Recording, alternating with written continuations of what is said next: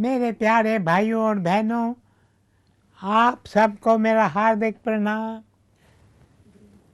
मन कितना बलवान है, मन कितना शक्तिशाली है।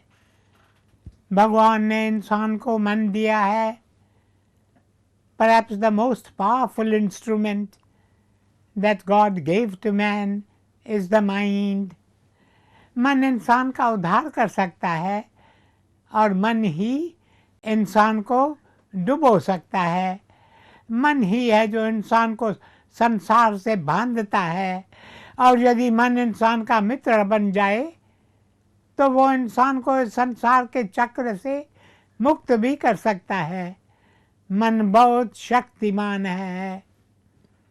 मेरे प्यारे भाइयों और बहनों, हम इस जन्म मरण के चक्र से बंधे हुए हैं, इसलिए हमें बार बार जन्म लेना पड़ता है।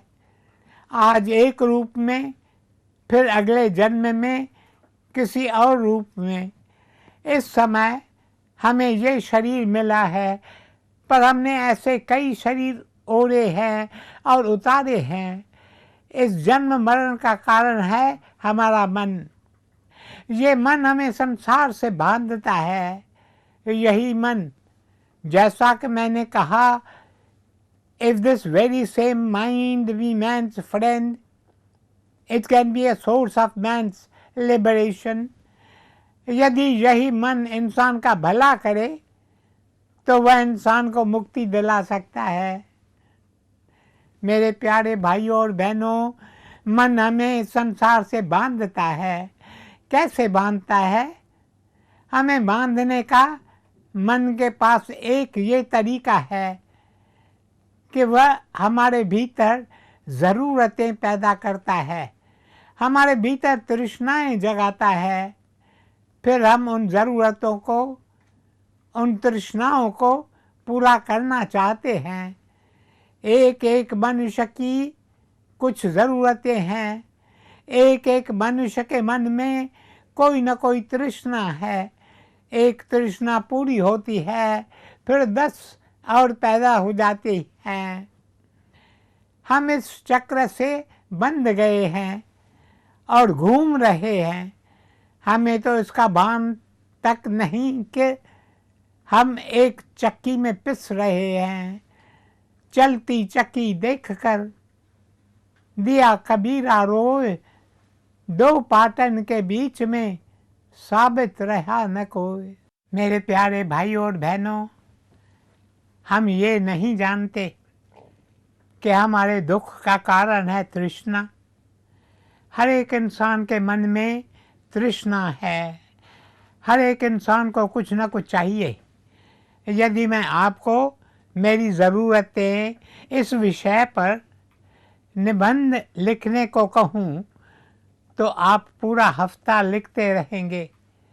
कुछ बातें आज आपको याद आएंगी, कल सुबह जब नींद से जागोगे तो याद आएगा, अरे मैंने ये चीज़ तो लिखी ही नहीं। इस तरह कुछ बातें आपको कल याद आएंगी। इस तरह आप लिखते रहेंगे, पूरा हफ्ता गुजर जाएगा। हर इंसान को किसी न किसी चीज़ की ज़रूरत है। धन्य है वह इंसान जो ज़रूरतों से आज़ाद होता है और वही प्रभु को पाता है। जिस इंसान को कुछ नहीं चाहिए वह तो पहले ही प्रभु से एक हो चुका है। एक करोड़पति एक दरवेश के पास आया और उनके चरणों में सोने सिक्कों से भरी थैली रखी।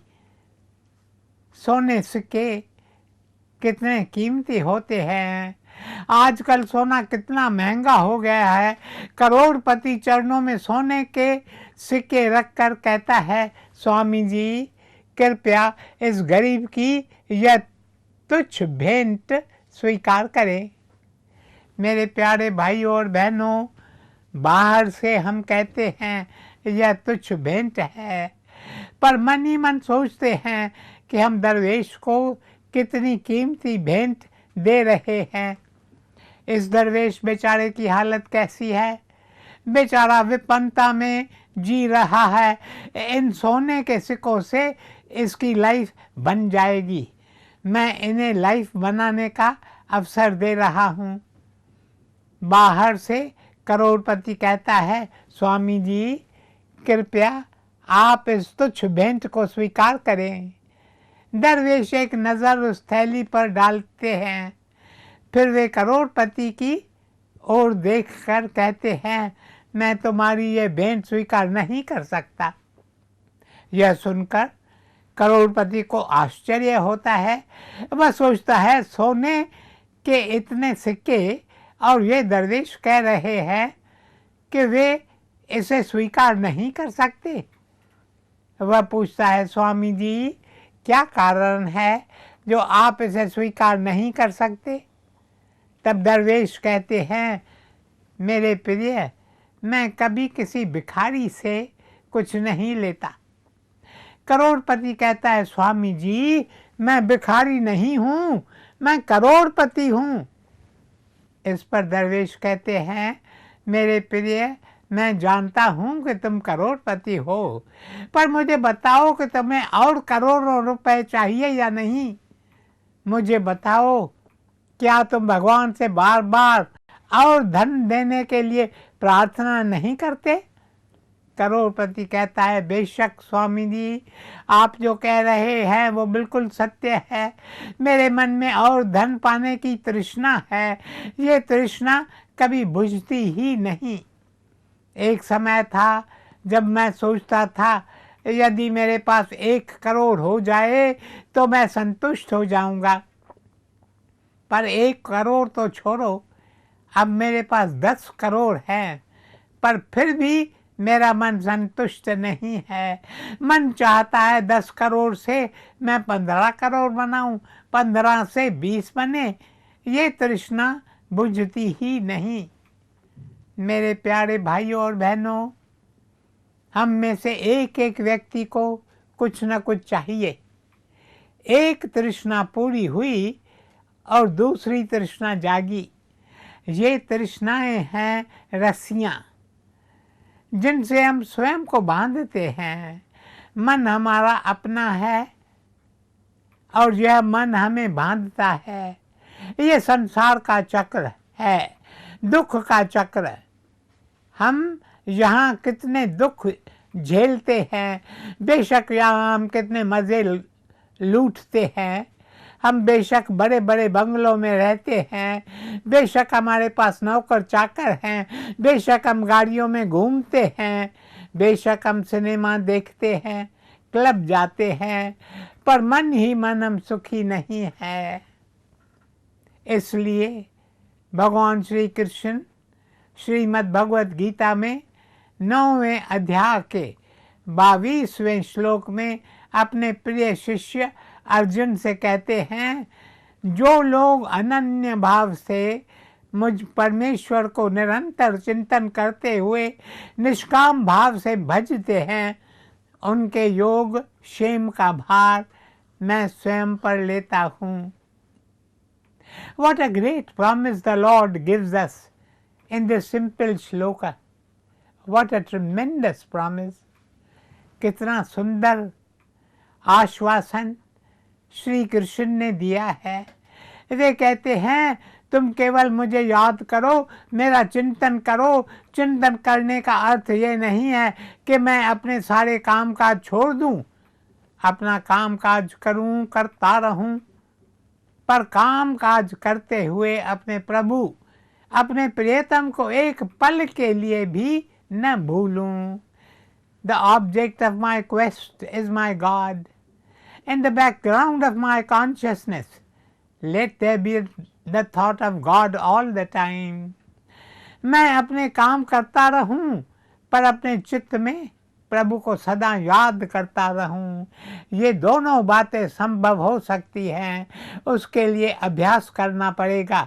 श्री कृष्ण कहते हैं, जो ऐसा करता है उसका सारा बोझ मैं अपने ऊपर लेता हूँ।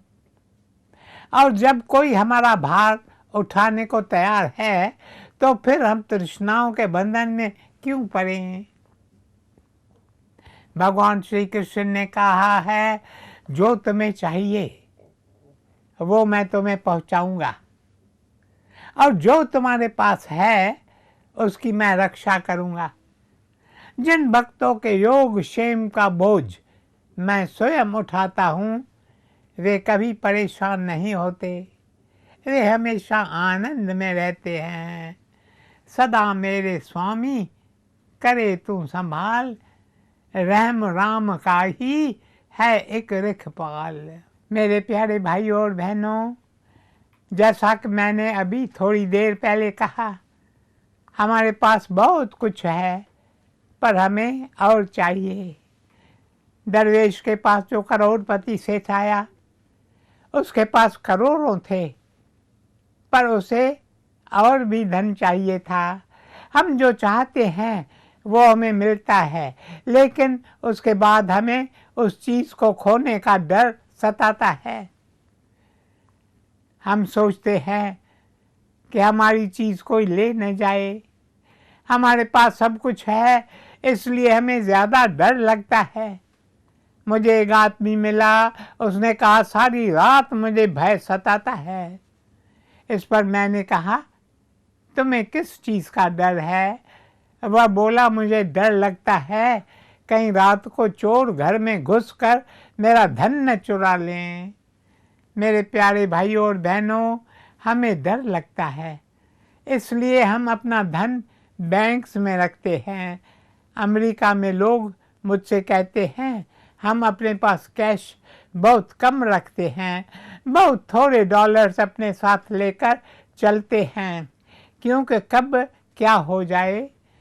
चलते चलते रास्ते में कोई ब्लैक मैन हमें पकड़कर लूट ले, इसलिए हम पैसे का सारा लेन देन, कोई चीज़ खरीदनी है, कोई सामान खरीदना है तो हम क्रेडिट कार्ड से खरीदते हैं।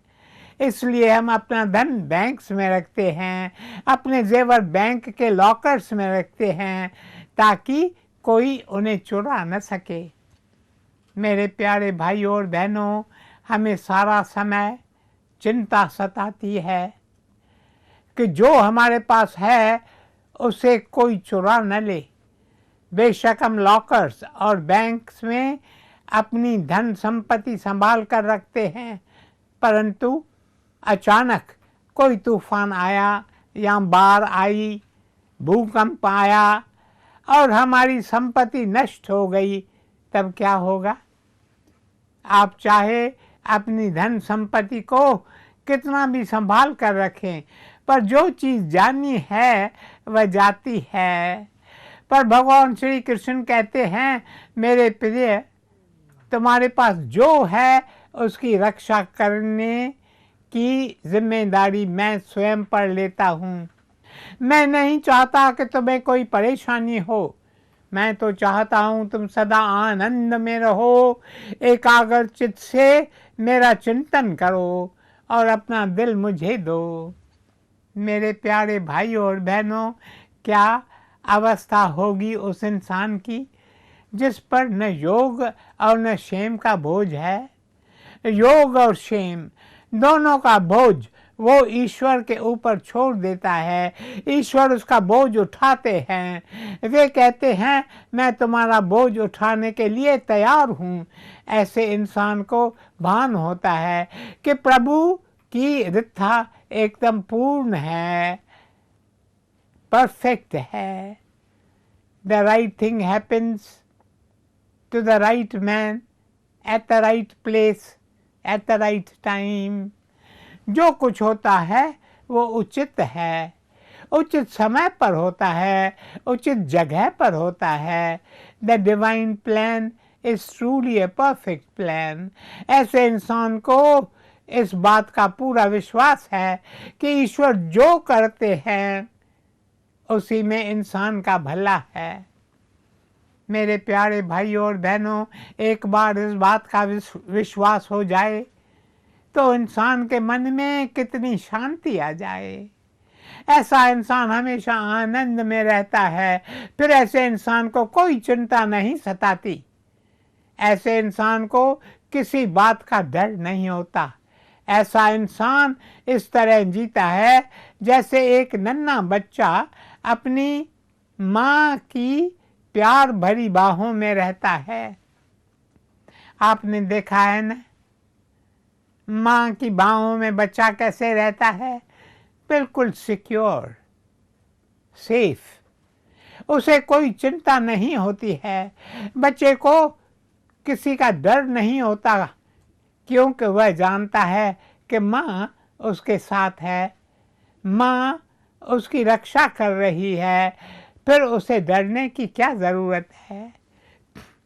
मेरे प्यारे भाइयों और बहनों, जो इंसान अपने योगक्षेम का बोझ प्रभु पर छोड़ देता है वह आनंद में रहता है, पर इसका अर्थ ये नहीं है कि वह काम नहीं करता, वह काम करता है, क्योंकि काम तो करना है, पर वह काम करता है बिना किसी चिंता और डर के।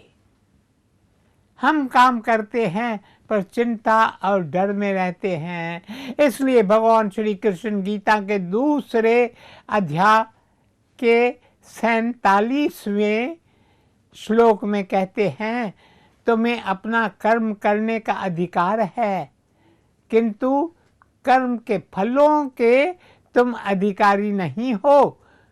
तुम न तो कभी स्वयं को अपने कर्मों के फलों का कारण मानो, तथा तुम कर्म न करने में भी आसक्त न रहो। To work you have the right, O Arjuna, but not to the fruits thereof. तुम्हें कर्म तो जरूर करना है, You do not have to fall into inaction. तुम्हें कर्महीन होकर नहीं बैठना, तुम्हें कर्म करना है, तुम कर्म करते रहो, लेकिन दिल में फल की इच्छा मत रखो। कर्म की फल इच्छा ही इंसान को दुखी करती है, ये फल की इच्छा ही इंसान को चिंता देती है। मेरे प्यारे भाइयों और बहनों, आज आप गीता की इस शिक्षा पर थोड़ा मनन करें। जब कल मिलेंगे तो इसी शिक्षा पर और भी चर्चा करेंगे। ओम शांति शांति शांति।